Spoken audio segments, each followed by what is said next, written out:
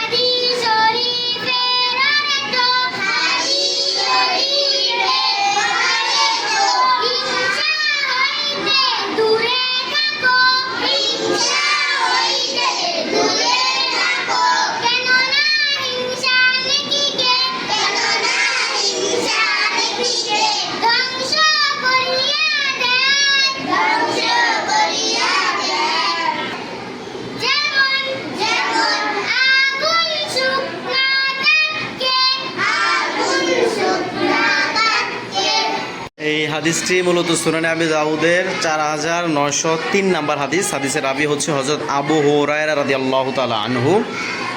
তো এই জন্য হিংসা খুব খারাপ জিনিস। হিংসা আমাদের অজান্তে আমাদের ন্যাক আমলকে ধ্বংস করে দেয়।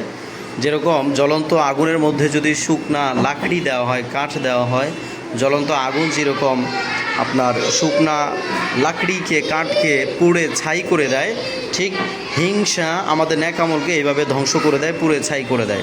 নাউজুবিল্লাহ। এজন্য হিংসা থেকে আমরা দূরে থাকবো। হিংসা কী জিনিস? একটা হলো হিংসা আর একটা হলো ঈর্ষা।